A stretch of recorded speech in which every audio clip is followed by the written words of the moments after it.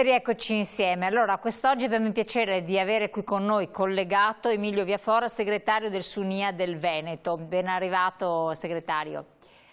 E parliamo, Sunia sindacato, quindi degli inquilini sostanzialmente, per semplificare al massimo. Quindi parleremo non solo delle problematiche delle persone anziane, dei pensionati che possono avere eventualmente per sfratti, per varie situazioni dovute magari per morosità causate dalla mancanza di denaro per poter pagare il canone locativo, ma in generale di famiglie, di giovani, insomma è un disagio abitativo diffuso, trasversale, che si verifica in tante realtà, in tanti comuni del nostro paese e anche nella regione del Veneto. Segretario, qual è un po', intanto due parole, il Sunia che cosa fa?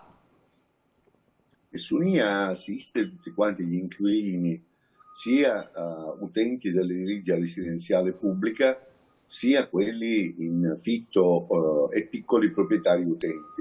Dunque ha una funzione di intermediazione, diciamo, per quanto riguarda le politiche abitative. Nella regione del Veneto qual è la situazione anche in un contesto rispetto al resto del paese? Meglio o peggio per quel che riguarda la situazione degli sfratti, delle locazioni? Ma segue un po' l'andamento del paese, con un aggravante che in Veneto abbiamo 417.000 alloggi completamente sfitti che non stanno nel mercato immobiliare e che rendono difficile la ricerca di un'abitazione decente. Questo riguarda soprattutto le città ad alta intensità abitativa, le città d'arte, le città universitarie, ma riguarda complessivamente tutta quanta la regione. Dunque c'è una particolarità determinata dal fatto che ci sono tante abitazioni, c'è tanta domanda ma c'è scarsa offerta. Questo produce un disagio formidabile, soprattutto per le persone che hanno meno disponibilità economiche e comunque un dato generale che riguarda appunto le persone con meno reddito e soprattutto gli studenti fuori sede. 417.000 alloggi sfitti che peraltro costano perché su un alloggio sfitto bisogna pagare comunque l'IMU, bisogna pagare delle tasse eccetera, hanno quindi invece che essere in resa sono in perdita, però i proprietari hanno fatto una scelta ben precisa e sempre più progressiva rispetto al passato, non si dà in locazione. Voi avete cercato di interagire con le associazioni dei proprietari, con dei proprietari di immobili per capire le ragioni di questa scelta? Ce ne sono diverse. La prima e più importante è quella che non c'è una regolamentazione precisa per quanto riguarda i fitti brevi e per quanto riguarda, diciamo, i bed breakfast, per cui moltissime persone ricorrono al fitto breve, al bed breakfast perché è più conveniente e anche perché c'è più elusione di tipo fiscale. Questo è il primo dato. Il secondo dato è che moltissime persone non si fidano dal punto di vista, diciamo, della certezza dei pagamenti del fitto, soprattutto per le persone, ahimè, che straniere. E da questo punto di vista si può fare molto, quello che stiamo cercando di fare, sia nel confronto che come Sunia, ma anche in concerto con la CGIL e con lo stesso SPI, stiamo facendo verso l'Associazione Nazionale dei Comuni, perché si costituisca un fondo di garanzia che dia sicurezza ai proprietari che in mancanza o in caso di difficoltà ci possa essere anche un soggetto pubblico che fa da garante. Però c'è il problema poi comunque del riavere libero l'immobile in buone condizioni, c'è il mantenimento stesso dell'immobile, a volte molti proprietari hanno lamentato di averlo trovato in condizioni pessime, di grande degrado e tante volte se ci sono bambini non si può eseguire lo sfratto, quindi ci sono complicazioni. Ma no, perché intanto sono stati sbloccati gli sfratti e anzi siamo in una situazione di vera e propria emergenza, perché sono moltissime le persone che vengono sfrattate. Oggi mediamente calcoliamo che ci sono 2.000 sfratti in essere in Veneto e con un grande dispendio di energia, soprattutto per quanto riguarda noi che dobbiamo assistere queste persone, senza che queste persone poi possano transitare da qualsiasi altra parte. Dunque noi rischiamo di trovarci con persone che vengono sfrattate e che sono costrette a vivere in una condizione di grandissima difficoltà. Molti finiscono in auto, famiglie che vengono smembrate, per cui magari la madre insieme al bambino va in un centro più o meno d'accoglienza, il genitore, dunque una serie di problematiche. Questo aumenta la dispersione didattica, fa in modo che famiglie sempre più in condizioni di difficoltà si trovino in una condizione di marginalità assoluta. Per quanto riguarda poi la tenuta dell'immobile, è una delle questioni che stiamo affrontando con gli stessi comuni. Un fondo di garanzia dovrebbe servire anche a questo. In caso di difficoltà tra i due soggetti, può essere il comune che intanto interviene e poi recupera sul cittadino che si rende inadempiente. Ma questi sono casi isolati, la maggior parte è determinata dal fatto che la difficoltà abitativa è determinata da questa scarsa volontà di mettere sul mercato immobili a prezzi accessibili, perché invece se si va sulle fasce molto alte i fitti si trovano. Peccato che un ragazzo che studia fuori sede non può spendere 800, 700, 500 euro per un posto letto, così come una famiglia non può vedere quasi assorbito il 50% del proprio salario dal fitto. A questo ha contribuito in maniera disastrosa la finanziaria varata dal governo Meloni, che ha determinato la chiusura e la cancellazione del sostegno ai fitti, che prima era assicurato, e per la morosità incolpevole, cioè quella morosità determinata dal fatto che qualcuno ha perso il lavoro, non è più nelle condizioni di di poter pagare. Questo riguarda sia il mercato privato che anche l'edilizia residenziale pubblica, e sono persone che vanno aiutate, non vanno messe per strada, insomma. Assolutamente. Non è anche una questione di tassazione sugli immobili troppo alta, perché alla fine il proprietario, se non rientra almeno di un minimo di guadagno, se va in perdita non ha nessuna convenienza a vedere il proprio immobile usato, logorato, se sono soltanto in perdita, no? Cioè, quindi anche lavorare su No, questo aspetto della tassazione. Ma guardi che questa cosa c'è già, perché noi quando i proprietari accettano i fitti concordati, che sono quelli che insieme alle autorità comunali o provinciali si definiscono nelle singole realtà, lì la tassazione è una tassazione al 10%, dunque assolutamente è favorevole dal punto di vista, diciamo, della messa a disposizione dell'immobile. Il punto è, uno non può immaginare di poter vivere, diciamo, di fitto, ecco, questo è il punto. Altrimenti avviene, come spesso accade, e questo è uno degli elementi a volte di degrado dell'immobile, che pur di avere un'entrata molto alta si fitta a 2 o 3 famiglie, magari soprattutto straniere, persone che si mettono insieme e che insieme poi pagano l'immobile. Questo determina naturalmente una scarsa attenzione alla tenuta dell'immobile medesimo. Dunque è un calcolo che è sbagliato. Dicevo prima che una diversa regolazione per quanto riguarda soprattutto il mercato immobiliare determinerebbe, e soprattutto i fitti brevi, determinerebbe la messa a disposizione a prezzi accessibili di abitazioni. Poi c'è la grande questione che riguarda l'edilizia residenziale pubblica. Che cosa c'è? Ecco, esatto, qual è la questione dell'edilizia residenziale pubblica? Come viene utilizzata? Che cosa riscontrate voi come problematica?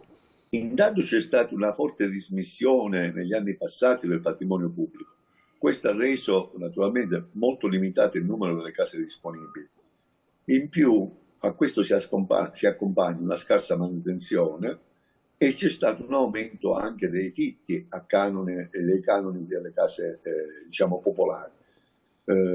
Ciò ha determinato a volte una morosità, soprattutto per quanto riguarda le persone anziane, le persone sole, che non solo non hanno servizi adeguati, ma sono costrette, diciamo, con pensioni che non sono un granché, perché se no non accederebbero all'edilizia residenziale pubblica, e soprattutto le spese condominiali, essendo i servizi in comune, li mette in difficoltà. Ecco perché abbiamo chiesto sia all'ANCI, con il quale abbiamo aperto una discussione, ma anche alla Regione, di rivedere dentro il piano strategico regionale, di rivedere il piano strategico sulle abitazioni, in maniera tale da andare a nuovi, diciamo, piani urbani, cittadini e comunali che diano risposta al bisogno di lavoro, di abitazione, non solo di persone anziane, ma come dicevo, di giovani studenti e soprattutto di lavoratori poveri, perché noi non dobbiamo dimenticare che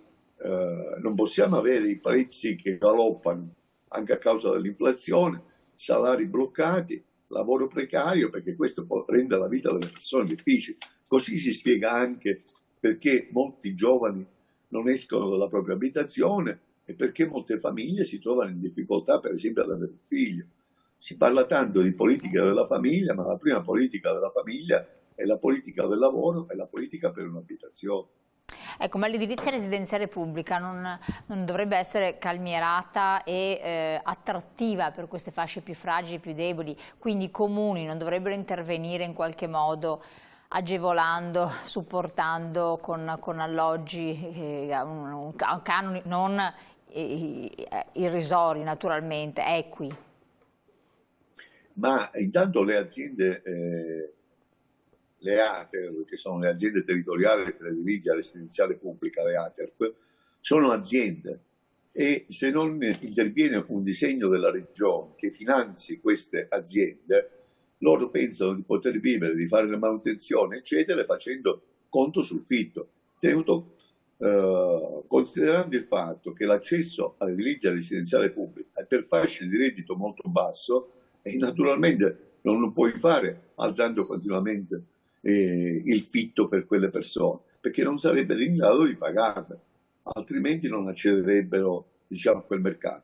Per quanto riguarda invece i comuni, adesso si troveranno in una difficoltà gravissima, perché i comuni erano quelli destinatari, diciamo, delle politiche governative che davano sostegno ai fitti e sostegno per la morosità europea. Se, come è avvenuto, questa misura è stata cancellata, se non viene riproposta, noi ci troveremo con le persone che giustamente si recheranno ai comuni per trovare una soluzione. Con quale disagio e con quale ricadute sociali è facile immaginare. Certo. Le persone vanno lasciate sole, le persone in difficoltà vanno aiutate ed è necessario che ci siano politiche pubbliche adeguate. Noi abbiamo chiesto e continuiamo a chiedere che la Regione, che non ha voluto mettere un'addizionale IRPEF in maniera tale da rifinanziare da una parte la sanità e dall'altra la crescita delle abitazioni pubbliche, né ci mette risorse e dal proprio bilancio determina una condizione di grave difficoltà sociale. Consideriamo che l'Italia è il paese in Europa, nell'Europa più avanzata, il patrimonio pubblico regionale, l'edilizia residenziale copre il 3% del fabbisogno delle persone. In Francia è il 40%, in Germania è il 37%. Questo dice la dimensione di quanto abbiamo negli anni non operato perché ci fosse una crescita dell'edilizia residenziale pubblica, che è necessaria se si vuole corrispondere ai bisogni di nuova cittadinanza che si sono espressi nel paese. Dall'altra, noi siamo un paese che chiede immigrati, ma poi bisogna mettere queste persone nella condizione di poter abitare in locali civili. Immigrazione che non è soltanto straniera, è anche interna all'Italia. Pensiamo a quanti docenti, a quante persone vengono a lavorare nella pubblica amministrazione del Veneto da regioni come la mia, come la Calabria o da altre regioni meridionali e che sono costrette a dividere l'appartamento come se fossero dei ragazzini insieme a tanti altri perché i prezzi sul mercato non sono compatibili con il loro reddito. Ecco, ma non è un problema, bravo, lei ha detto la parola reddito, lei se ne è occupato per tantissimo tempo come segretario del sindacato. Non è tutto riconducibile proprio a un problema di reddito, di cuneo fiscale, perché lei ha citato la Germania e la Francia. Beh, in Germania e in Francia gli affitti, le locazioni sono altissimi per noi italiani, sono insostenibilmente alti, non altrettanto per un tedesco che magari può essere anche un operaio, che lo può sostenere tranquillamente, ma un italiano, anche uno studente che va a studiare a Berlino, se non condivide con altri 5 studenti è insostenibile. In Francia lo stesso, anche belli appartamenti eccetera, ci sono, le famiglie non acquistano casa ma per lo più vanno in locazione, ma gli affitti sono alti. Il problema nostro è legato a questo, a una tassazione sul lavoro, sul reddito estremamente alta, tale per cui noi guadagniamo poco, insomma, per cui tutto diventa difficile, anche lo straniero che viene a lavorare guadagna poco. Questo è un dato di fatto, perché i costi sono effettivamente, anche per la manutenzione stessa di questi edifici, adesso magari bisognerà fare anche dei lavori energetici eccetera, il proprietario li deve sostenere, una volta che fa tutti questi lavori, se non rientra in qualche modo non gli conviene neanche più tenersi l'appartamento e lo vende, e siamo punto a capo. No, ma intanto partiamo dal dato che dicevo prima. Quando tu nel mercato hai il 40% di edilizia residenziale pubblico, vuol dire che una grande parte di lavoratori più svantaggiati li copri, o di persone meno vantaggiate le copri. La questione abitativa, come giustamente sottolineava lei, è strettamente legata alle politiche salariali, alla crescita dei salari e dei redditi, che non è solo una questione fiscale, è anche una questione proprio di vera e propria crescita delle retribuzioni. Consideriamo che negli ultimi 10 anni il potere di acquisto delle persone che abitano in Germania è cresciuto del 29%, in Francia del 23 o 24%, in Spagna del 17%, in Italia è diminuito del 2%. Dunque noi abbiamo avuto un impoverimento delle persone che lavorano, un impoverimento delle pensioni perché non c'è stato un adeguamento, diciamo, che copre al 100%. Dunque la situazione reddituale determina questa condizione di difficoltà. A questo si aggiunge una lievitazione del costo della vita e della crescita dell'inflazione e del costo degli affitti, che rende impossibile l'accesso al mercato libero immobiliare. È una grande questione che rischia di creare un conflitto sociale come forse non si è mai conosciuto nella storia del nostro paese, e sulla quale non c'è un'attenzione adeguata del governo e dello stesso Parlamento. Oggi si rende conto che la crescita del lavoro precario, la crescita del lavoro part-time, la crescita del lavoro, come si chiama, va accompagnata da politiche più generali, che sono politiche fiscali, politiche abitative, certo, che sono politiche anche di contrasto alla precarietà. In Spagna è stata approvata una legislazione che sta producendo grandissimi risultati, che è quella che non si può andare a tempo determinato, ma le assunzioni per il 90% sono a tempo indeterminato, e questo ha aumentato la produttività del lavoro e aumenta anche la crescita di quel paese. Non si capisce perché in Italia invece c'è una rincorsa a tutti quanta la precarietà, come se fosse la panacea dei mali strutturali dell'economia nazionale. Assolutamente. Un'ultima questione, emergenza, voi avete sottolineato emergenza sfratti, perché sfratti adesso sono appunto, come lei diceva prima, sono ripartiti e con l'intervento anche delle forze dell'ordine, interventi dell'ufficiale giudiziario, e si stanno facendo. Voi cercate di essere anche presenti, però si verificano situazioni che sono umanamente stringono il cuore. Sì, bisognerebbe avere, non dico solidarietà, ma almeno, come si chiama, un senso dell'umanità. Quando tu ti trovi di fronte a una famiglia composta da un padre, una madre o da una madre, con 2 o 3 bambini buttati per strada, è una cosa che in un paese civile non può essere accettata. E soprattutto non si può pensare, come qualcuno propone, qualche idea bizzarra che gira in Veneto, di fare una sorta di centro d'accoglienza per le persone che vengono sfrattate, come se dovessimo trattare le persone sfrattate come se fossero immigrati. Invece sono cittadini del Veneto, abitano la vita nelle nostre città, nei nostri paesi, ed è necessario che a queste persone venga garantito, perché il diritto alla proprietà è un diritto garantito costituzionalmente, ma anche il diritto all'abitazione delle persone è un diritto costituzionalmente garantito, e dunque c'è necessità di un'azione concertata dello Stato attraverso le prefetture, della regione, dei comuni, perché a queste persone si dia una risposta dignitosa, perché vedere persone appunto che sono costrette, famiglie che sono costrette a dividersi, persone che abitano in automobile, francamente è una cosa che in un paese civile non si può accettare. Assolutamente. Chiedo dalla regia di mettere la slide con tutti i numeri di telefono delle sedi vostre del Sunia, Belluno, Padova, Rovigo, Treviso, Venezia, Verona e Vicenza. Sono tutti a disposizione, è sempre bene per chiamare, per fissare un appuntamento, per raccontare un po' la situazione che si sta vivendo. Nel Sunia ci sono persone che lavorano, che collaborano, che sono preparati anche dal punto di vista giuridico. Sì, abbiamo anche una serie di legali da mettere a disposizione delle persone, oltre ai nostri operatori. Penso che recarsi in una nostra sede sia significativo non solo in caso di sfratto, ma anche in caso, per esempio, di verifica dei dati condominiali, una verifica sui fitti, insomma. È giusto essere accompagnati perché nessuno di noi è nato imparato in tutte quante le materie e purtroppo spesso per poter esercitare i propri diritti si ha bisogno di un aiuto. Noi siamo un sindacato, così come il sindacato, come la CGIL aiuta o come lo SPI aiuta i cittadini anziani ad esercitare i propri diritti, così come la CGIL aiuta le sue categorie, aiutano i lavoratori ad esercitare i loro diritti, così noi aiutiamo gli inquilini ad esercitare anche loro i propri diritti, insomma, per evitare che ci sia troppo uno squilibrio, diciamo, tra i diritti della proprietà e i diritti degli inquilini. Certo. Cercando sempre soluzioni accettabili da tutte e due le parti. Noi non amiamo il conflitto, mettere in conflitto le persone. Cerchiamo di trovare accordi che possano consentire un transito, diciamo, regolato da una condizione di abitazione che si lascia a un'altra abitazione. Però se non sblocchiamo contemporaneamente anche le altre abitazioni non c'è dubbio che si crea un cortocircuito che va, diciamo, in danno soltanto alle persone meno facoltose e più in difficoltà.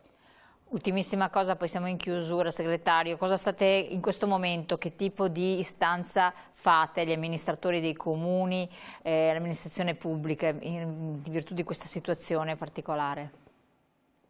Di avere, come si chiama, la forza di operare attraverso la legislazione, attraverso anche il fatto che appunto offrano garanzie ai proprietari perché vengano messi a disposizione gli alloggi per coloro i quali vengono sfruttati e che ci siano politiche, finalmente la questione dell'abitazione venga assunta come una delle questioni centrali della vita del paese e della vita della regione, perché non è vero come si dice, questa è la media dei polli, dice l'80% degli italiani sono proprietari di casa, a prescindere dal fatto che questo non è assolutamente vero.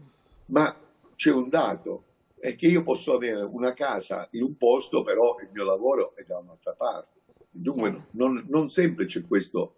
Nella società che conoscevamo negli anni passati c'era la stanzialità, adesso c'è la mobilità delle persone e dunque è necessario assicurare una condizione in cui le persone possano accedere all'affitto e possano, come si chiama, avere una vita appunto degna di essere vissuta, perché questo ha ricadute sociali gravissime. Pensiamo ai ragazzi che devono cambiare scuola, pensiamo agli abbandoni scolastici, sono fattori strettamente collegati tra di loro, per cui il rischio è che non solo siano poveri oggi o siano in difficoltà oggi, ma che si creino, diciamo, delle esclusioni sociali che si ripercuotono anche sulle nuove generazioni. Chiaro. Segretario, la ringrazio moltissimo del tempo che ci ha dedicato, delle spiegazioni molto esaustive, grazie, le auguriamo naturalmente un buon proseguimento e voi cari telespettatori invece chiudiamo questa parentesi, avete visto gli indirizzi importantissimi di riferimento del Sunia CGIL e vi lascio la pubblicità, noi ci rivediamo dopo per le nostre interviste. Grazie ancora.